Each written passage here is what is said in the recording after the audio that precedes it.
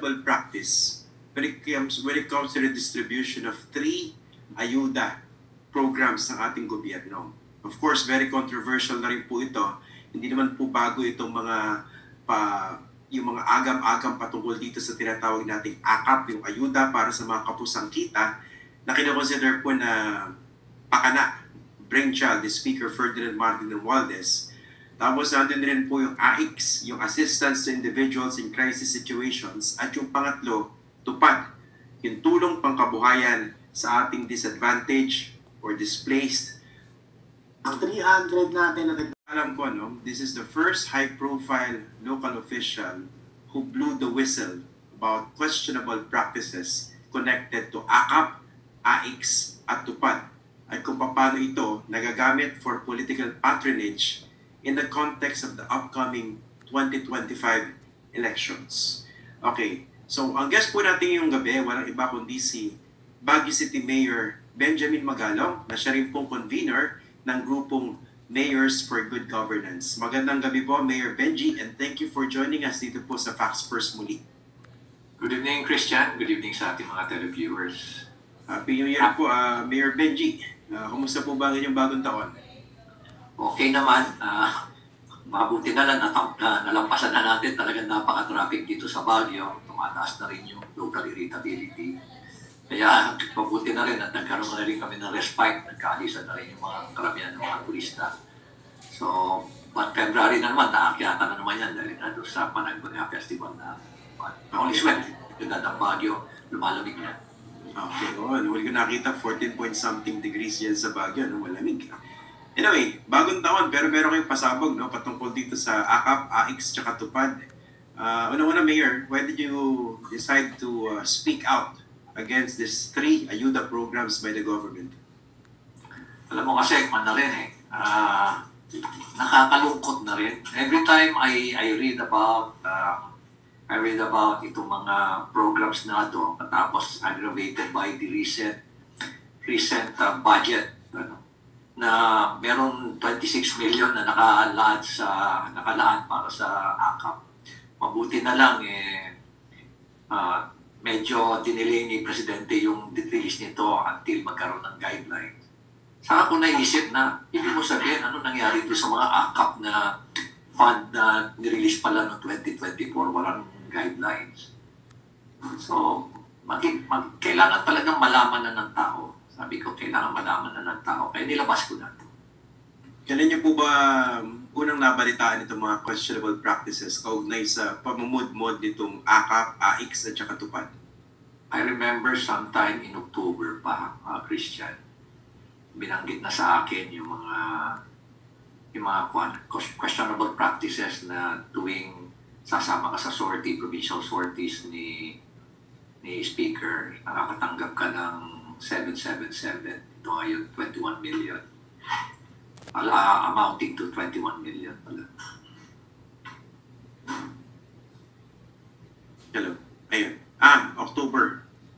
Hindi ba Sometime October yun o September. Mga ganun September, okay. October. Last year, 2024. Ako kasi mismo nadinig ko na rin po yung 777 na yan. And pinag-uusapan niya quietly. Pero, paki-explain nga po yung sinasabi yung 777, no? Ano po ba yung sistema nito? Well, ganito yun, Christian. Basta sumama ka sa sortie ni Speaker, kukunti pa lang doon, sumasama, maabot lang ng mga 54, 55, 60. Everybody gets 21 million. Pag i-disaggregate mo yon, 7 million na AICS o kaya meron kang choice na gawing AKAP, 7 million na MAIP at 7 million na TUPAD. So, 21 million total. Yung informant ko nga, during that time, nakakapan pa lang, nakakailan pa lang siya, sabi niya, pero ibang kasama ko, naka-anim na ito. So, pag-anim pala, sabi ko, so 6 pala. Abot pala ng 21 million to 60, 126. Ngayon, nung may nakausap akong isang kongrehista ulit, sabi ko, pinakiramdaman ko muna siya Nung nakita ko siya na merong may idealism, tinanong ko siya, sabi ko, itong itong 777 ba ito, aware ka rito? Sabi niya, aware ako dyan. Sabi niya. nakatanggap ka na rin. Oo naman, sabi niya, nakatanggap na rin ako. Di ba marami na kayong, siyempre, nalaman na ng mga ibang kongresta na meron na palang 777. So, lahat na, dami nang sumasali. Oo, dami nang sumasali. So, ibig sabihin yan, dahil marami nang sumasali, di 777, naging 77 na lang siguro. Hindi, 777 pa rin, sabi niya sa akin. Pero, nilimit na lang ng 4 na beses na lang. Maski na ilang sortie ka sumama, basta maximum ka na lang na 4 na 21 million. So that's still 84 million per Congress, per lawmaker. So can you just imagine, ano, per lawmaker, paano kung umabot na ng 200 o 250, let us say. So 250 times 84, gano'n nakarami, gano'n pala kadali ang pag-disperse ng pera ng bayan. Kaya nakakalungkot, ano, na utak tayo ng utak, tapos nakaw din ng nakaw yung iba. Tapos meron na naman ito na kung gastusin nila yung pera ng bayan, lalo-lalo na nitong parating na eleksyon, akala mo pera nila. Na kung ipamigay nila, talagang pinapahalata pa nila na parang lumalabas na galing ito sa bulsa ko. Ganon, nakakalungkot talaga ng isipin. At bago pa i-release yung pera, magsasalita pa yung mga kandidato sa harapan nila. No, ipunin nila yung mga beneficiary, tapos magsasalita pa sila. Halos lahat sila magsasalita pa. Kagis sasabihin pa nila, introduce nila sa akin. Lahat mga kandidato, saan bago nila i-release? Ganun na nangyayari sa ibang mga lugar din. Basically, nagagamit for their political agenda, siguro in 8 of 3 elections sa 2025. Pero linawin po natin na Mayor yung binabanggit nyo, no? 21 million per congressman under the 777 scheme. Ibig sabihin ba nito, yung kongresista na merong na magiging parte ng 777 scheme, sa kanya ba yung 21 million or siya yung merong discretion kung sino mabibigyan ng 21 million?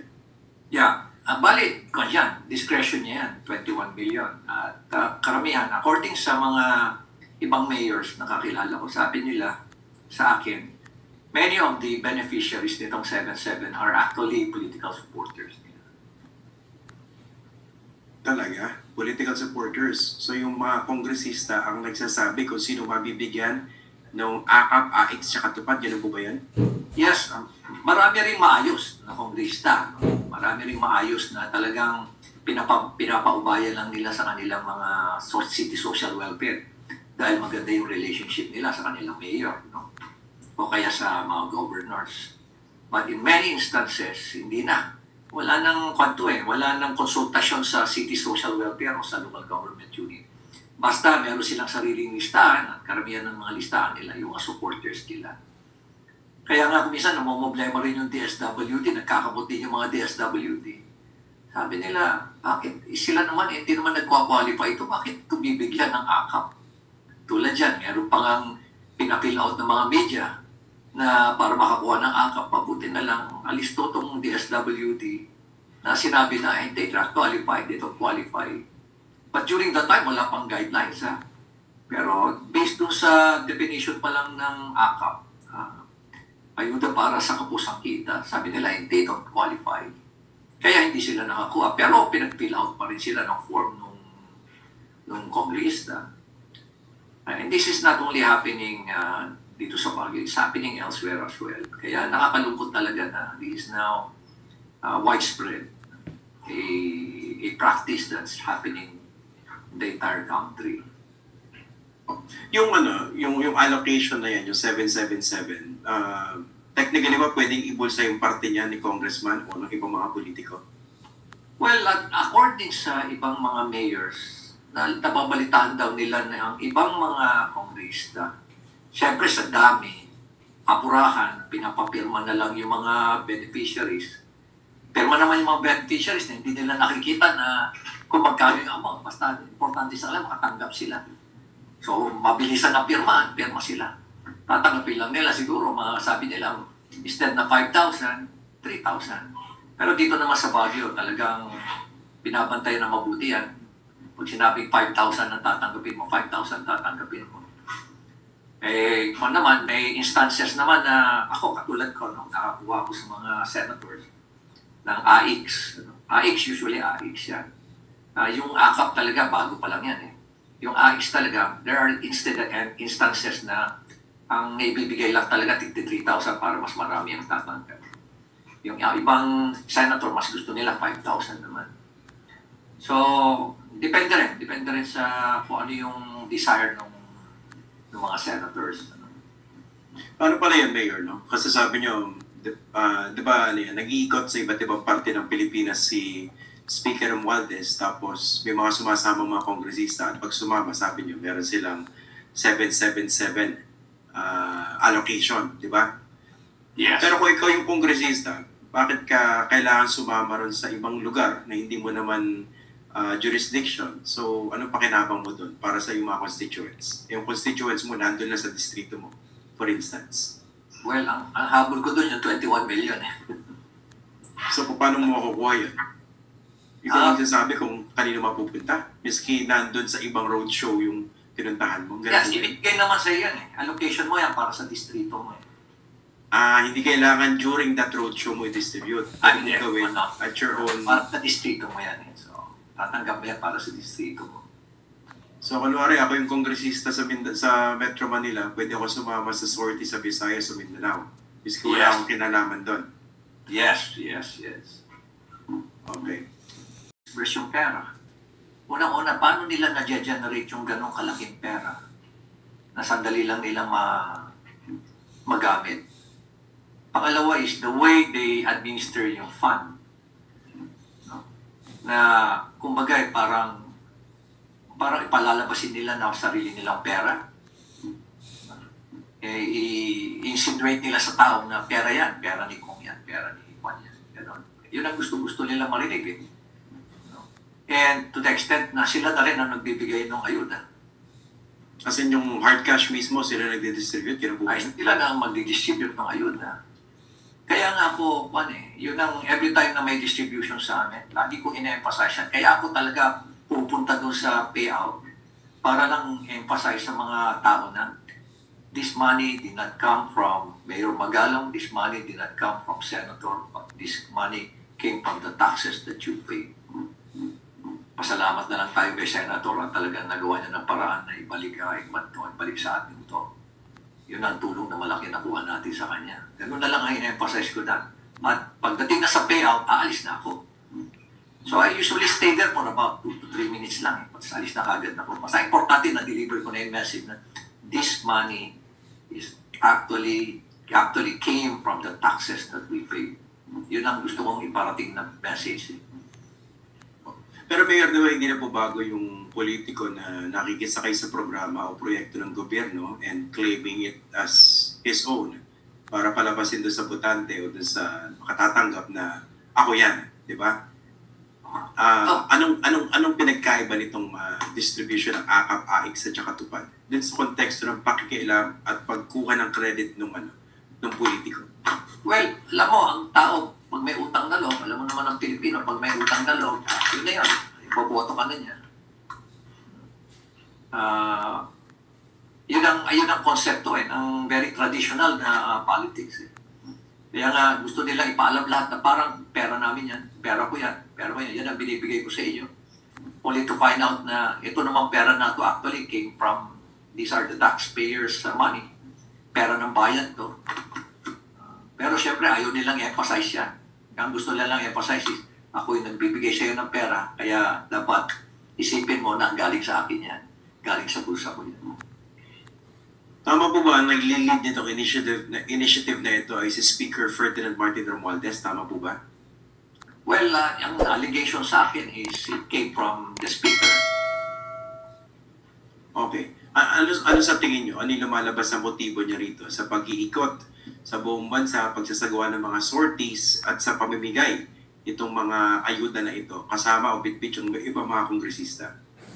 So I'm not really aware kung ano yung motive niya. No? Pero the more congressman joins the sortie, maganda ang optics na well-supported siya ng kanyang kasamaan sa Kongreso. Pero sa ganito, Mayor, no, hindi ba mahirap ipaunawa sa mga ordinaryong Pilipino kung ano yung mali rito? Kasi Kung ako kunwari nakatanggap, no? Wala na akong pakialam kung nag-claim ng credit din si congressman, si mayor o si governor. Ang importante sa akin, nakatanggap ako. Kumbaga, paano nyo babasagin yung ganung pag-iisip doon sa perspective na nakatanggap? Alam mo kasi, ang main issue dito is papaasahin na lang natin ang mga tao na talagang politics of candidacy. Para sinabi ko, hindi nyo na kailangan magtrabaho. Ito na, meron na ibibigay sa inyo, regularly ibibigay sa inyo. Every 3 months, meron kayo tatanggapin. Hindi nyo na kailangan magtrabaho at pag sikap pa uli maghanap ng hanap buhay. Isa yun. That's the way it is being administered. Again, it's always related to politics. It's always related to politics. Siguro sabihin natin, walang nakikitang corruption yan. Walang nakikitang corruption yan. Unless magkaroon ng investigation. Siguro kung paano na-generate yung ganyang kalaking pera. Paano nadi-disperse kagad sandali yung ganyang pera. Bakit? Paano ang guidelines sa disbursement? Paano ang pagpili ng beneficiary? Na bakit hindi nasasabihan yung local government units kung sino ay nabibigyan? Why are you not sharing your data with or your data with the local government units? So there's a yung equitable distribution nawawala. Diba? Kasi nga, there's a possibility, a huge possibility na magkakaroon ng redundancy. So, kasi sa ganitong programa yan, dapat targeted. No? Hindi pwede na mumutmul ka ng bilyong-bilyong salapi na hindi mo naman alam kung ano yung impact o kung magkakaroon ba siya ng talagang significant difference dun sa buhay ng mga pinagbibigyan. No? Kaya importante dyan yung targeting tsaka yung careful planning. Diba? Yan ang punto dyan. Yeah, in fact, di ba, ang City Social Welfare at together with the SWT, meron tayong, di ba, targeting survey, meron yung tao dyan Di ba? Na talagang ina-identify natin kung sino talaga ang mga indigents, sino talaga yung mga may kapos na hanap buhay. Kaya, immediately, kung nag-uusap talaga na maayos itong dalawa na ito, nag-share ng data, then definitely walang redundancy. Nakalam natin na mapupunta talaga doon sa nangangailangan. Pero kung yan, ang ginagawa is, isipin mo, nagko-complain yung mga barangay officials. At sasabihin na they're being pressured to give or issue certificate of indigency. Isipin mo yung gano'n, na nagko-complain sila. Ibig sabihin, pinipilit sila para lang mabigyan itong mga supporters na doon ng AKAP funds or AIX funds for that matter. Okay. Sa tingin nyo itong pamimudmud ng AKAP, AIX, tsaka TUPAD, dyan sa mga local races, no? Do you think this could make or break an election campaign? Kasi for instance, no, kunwari, hindi nyo kakampi si Martin Romualdez. Hindi kayo nagkaroon ng parang pakikibahagi doon sa distribution ng napakalaking pondo na yan. Pero yung kalaban nyo, nabigyan. I mean, do you see that as a problem? Kunwari, in your case. Marami sa mga mayors namin, lalo na sa mga lugar na talagang money talks, talagang talo sila. Lalo na kung well-known na vote buying always succeeded sa lugar nila, talo sila. Sa Baguio City, this is one of the very few places now in the entire country where vote buying never succeeded. Tatanggapin nila yung pera mo, ganun pa rin. Yung mga traditional na politiko, namimili pa rin ng boto, pero there's no assurance na ikaw ang iboboto. Kaya, sabi ko lagi ko sinasabi ko, ako, tumakbo, let us say, sa lugar na pervasive ang vote buying, ay hindi ako mananalo, pati siguro sa barangay pa hindi ako manalo. Swerte lang ako at tumakbo rito sa Baguio. Kaya talagang siguro may pagkakataon ako manalo dahil sabi ko nga, Baguio is one of the very, very, very few places na lang. And just to emphasize, very, very few places na lang where vote buying never succeeded because we have a different type of voters in the city of Baguio. GoDaddy has the ni BBM na i-retain yung 26 billion for AKAP pero subject to guidelines by different government agencies. I think pati NEDA in-involve niya rito. Yeah, yun ang maganda doon. Meron na siyang provision. So, meron na siyang guidelines kung paano i-disperse yung pera. Malaking bagay na yun sa amin. Pero nga, paano ba i-audit paano po ba dapat i-audit yung previous disbursement nitong ACA program na ito? Yan na ang hindi ko alam. Kaya nga, hindi kaya bordering on corruption to, di ba? Paano ka nakapag-disburse ng ACA program? Na unang-una, wala palang guidelines. Wala palang guidelines. Kaya nangyari, indiscriminate yung pag-distribute nila ng pera. Ganun ba yun? So, nakakatakot. And looking at the huge amount that was actually involved, especially in 2020, dapat talaga maimbestigan ito. Imbestigan din dapat to. Pero sino mag-iimbestiga? Sino mag-iimbestiga? Para mahirap sagutin yung tanong niyo, no? Sino mag-iimbestiga? Yung mga senador nung simula, ayaw nila sa AKAP. Pero nung BICAM, binigyan sila ng 5 billion, naging 26 billion yung AKAP, okay na kami dyan. Yun nga nakalungkot eh. No? Kukunin na nila lahat. Tapos, pabayaan nila yung local government na parang mga malimos. Pero when pa, kung sino ba nakakaalam talaga kung anong situation on the ground? Yung local government, di ba? Yung mga local chief executives. Kami naman talaga nakakaalam. Pero they don't confer with us most of the time, except kung in good terms yung panglista at yung mayor o yung local chief executive.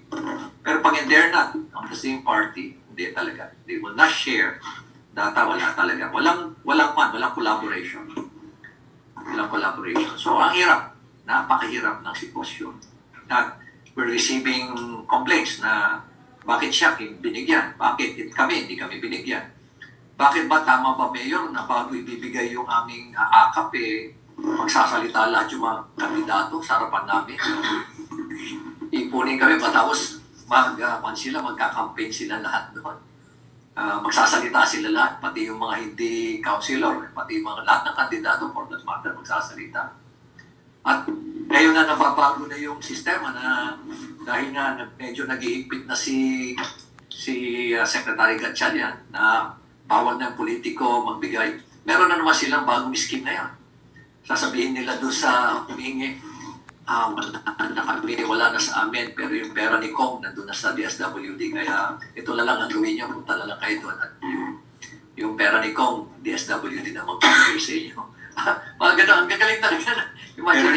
Pera ni Kong ang term.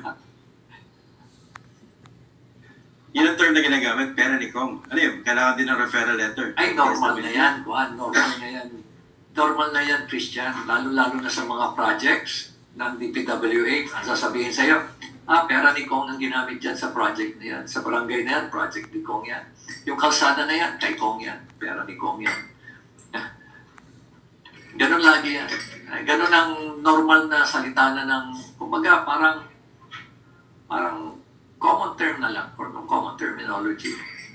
Okay. Mayor, gusto ko kong tanongin dito. No? Kasi binabasa ko rin yung comment section dito sa ating live episode. Meron mga sumusuporta sa inyo, meron mga bumaba na. How do you feel about this? Yung pagbanggit nyo dito sa mga questionable practices sa AKAP, AIX, tsaka TUPAD, kinatutuwa ng mga Duterte supporters at ginagamit nila against BBM and Martin Romualdez. On the other hand, ito naman ay pinagpupuyos ng mga supporters ni BBM at saka ni Martin Romualdez.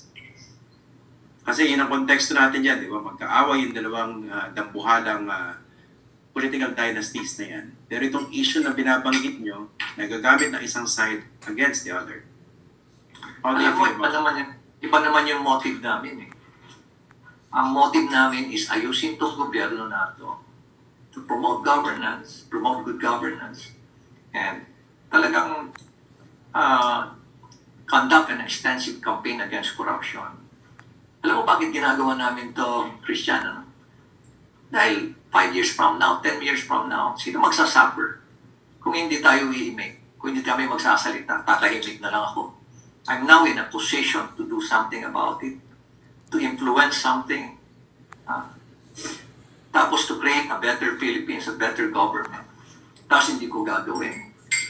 Ano lang mangyayari 5 years from now, 10 years from now, when our children are suffering, our grandchildren are suffering, ano sasabihin nila sa atin?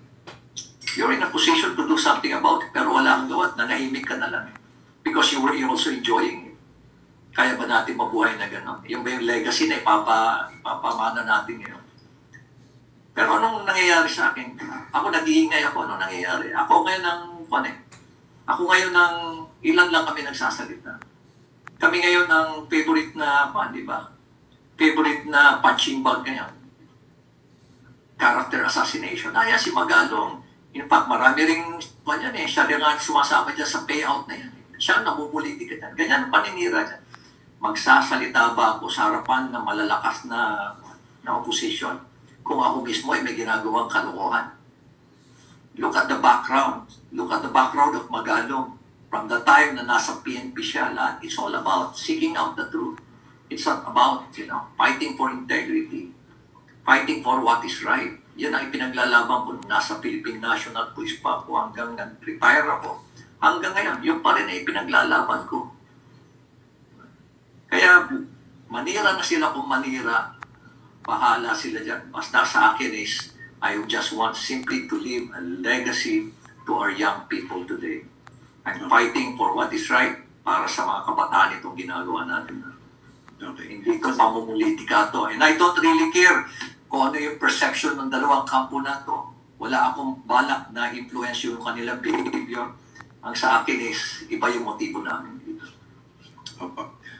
Pasagot ko na rin po sa inyo to. No? Although alam ko iba rito binibate lang kayo to fall into a particular argument na. Pero maganda na rin sagutin kasi legitimate naman po yung issue na tinatanong. Ano rin po ba yung inyong perspective o opinion patungkol dun sa mga corruption issues na binabato naman dito kay Sara Duterte? Kunwari yung limpak-limpak na salapi in confidential funds na hindi niya maipaliwanag o ayaw paliwanag. Ano po ba opinion niyo? Well, alam mo, meron namang legitimate na issue against her. Kailangan na lang niya siguro sagutin at explain. Kung hindi niya maharap yan, ibig sabihin may tinatago siya. Pero kung kaya naman niyang explain yan, kaya niyang i-justify, then umarap siya.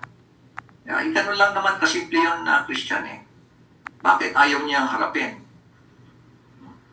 Bakit ayaw niyang harapin? Siguro may mga nagsasabi sa kanya, siguro mayroong mga nag-influence sa kanya na better na to keep silent about it. Pero alam mo, kung wala kang ginagawang masama, bakit? O kaya sasabihin mo yung totoo, bakit ka matatakot? Dapat harapin niya. Sa akin lang is harapin niya. Okay.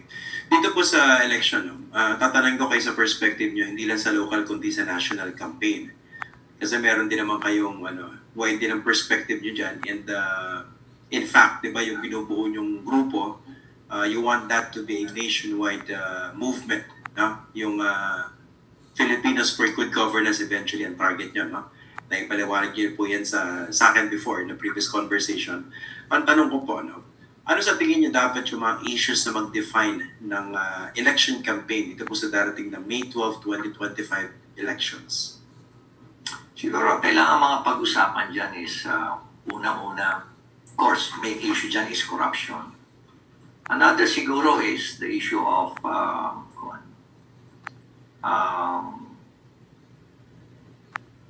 siguro itong party list. Ewan ko na, wala na tayong magagawa siguro dito. This will now become siguro post-election na lang to siguro na issue na dapat i-address ito.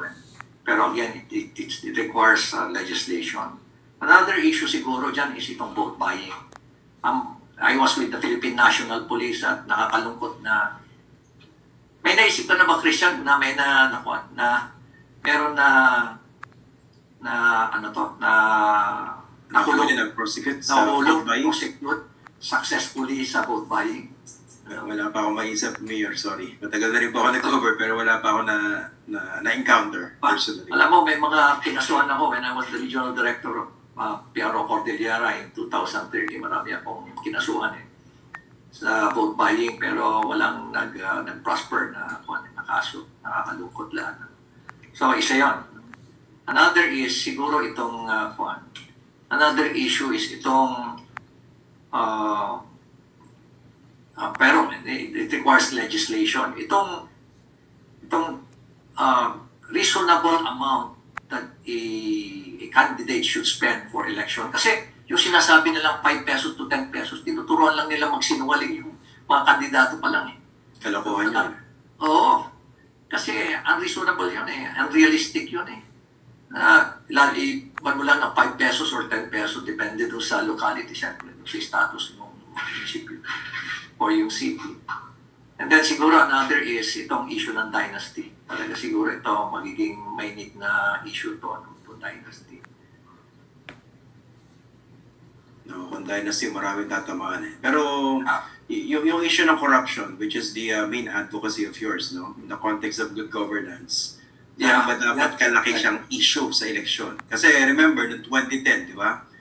Nanalo dyan si Pinoy dahil kung walang corrupt, walang mahirap. Nag-resonate yan sa mga botante. Yes. So 2016, nag-iba. Di ba? Naging crime. 2022, hindi ko maalala. Unit team lang ang naalala ko. Pero sa 2025, ano po ba? Gano'n ba kalaking issue dapat ang corruption? I would say it should be one of the prime issues na dapat i-raise. Kailangan lang ng situational awareness. Raise natin yung situational awareness ng ating mga kapwa natin Pilipino. Dapat tumaas sila. Dapat mapaintindi sa kanila. Kaya kailangan natin convert into layman's term. Ano bang impact ng corruption sa buhay natin? Itong pagtaas ng ating utang, itong lalong dumadami ang hirap, itong pagtaas ng budget na nadagdagan during the BICAM, anong epekto nito? Bakit? Katulad nung sa DSW, binabawasan mo yung pera ng DSWD, pero makikita mo na the highest in terms of self-rated poverty, highest tayo ngayon, itong year na ito, itong 2024 at 59%, the highest since 2008. Pero binawasan mo naman yung pondo ng di ba? Pondo ng DSWD pagdating dyan. Sa education naman, makikita mo sa education, di ba yung latest na 2023 ba yun na WPR, yung World Population Review, na nasa 81 na lang tayo in terms of IQ. 81 tayo. Nandito tayo sa, ilan ba yan? Nandito tayo sa third percentile yata, sa pinakamababa. Nakakalungkot isipin, mas bababaan pa natin yung ating education fund. At kami nakakalang, alam mo Christian, every time na opening ng classes, kami sa local government ang talagang nagtatrabaho na para ayusin yung mga schools, mag-produce ng mga upuan, mag-produce ng pintura dahil hindi kaya ng DepEd yan eh. Hindi kaya ng DepEd. Nakakalungkot niya. Tapos siyempre meron pa kaming special education fund. Isa pa yan, separate pa yan yung special education fund. Iba pa yung talagang tulong namin sa kanila during opening of class. Kaya mga brigada, eskwela eh. At we are, ang gumagastos doon, local government. Kaya nagtataka ako, bakit mo babawasan ang DepEd? Tapos ngayon, palalapasin mo na, hindi, mataas ang DepEd kasi nandyan din yung pondo na ginagamit natin para sa PMA, para sa National Defense College. Halos sinama mo na lahat yung PNPA. Dati-rati naman, hindi mo naman sinasama yan. Mas ngayon, sinasama mo just to justify na mas mataas ang education kaysa sa infrastructure. Tapos, yung ibinaba pa yung DOTR fund ulit. Nakakalungkot na nagkakaroon na tayo ng malaking problema sa ating mga airports, dito sa ating modernization ng jeepneys. Hanggang ngayon, di pa naayos na may patupad para dun sa kanilang subsidy sana. Pero binawasan mo naman ng pondo. And finally, yung Armed Forces of the Philippines. Every time na magkaroon ng incident nag-incident sa West Philippine Sea, biglang nagsasalita itong mga lawmakers natin, mambabatas natin, grandstanding, kung ano mga sinasabi nila. Pero only to find out na babawasan naman nila ng 15 billion yung pondo ng Armed Forces of the Philippines. So, you see the contradictory, ano? You see the contradictory. Kaya nakakalungkot talaga. Kumbaga, they're not putting their money where their mouth is. Yes. Iba yung kuda, iba naman yung pinaglalagkakan sa lapik. Si economist na si Professor Shelo Magno described the 2025 national budget as the most corrupt in history. Dito sa mga nilatag ninyo, Mayor Benji, do you agree? Yeah, partly agree. I partly agree. Tama siya. May point siya doon. Ayoko naman sabihin most corrupt. Ayoko naman sabihin na most corrupt yung one. Siguro I would rather say it's an election budget. Na hindi naman bago. It's an election budget. Usually ang election budget the year before the election, di ba? Pero ako na mismo nagsasabi, just to confirm yung sinasabi ni former USEC Celo na sinabi niya na I would say pervasive na talaga ang corruption. I've been talking to several prominent businessmen, well-known businessmen, well-distinguished businessmen. Maraming salamat po for joining us tonight dito po sa Facts First. Magandang gabi po and Happy New Year po. Maraming salamat, Christian. Thank you very much for having me today. Thank you. Okay. Yan po si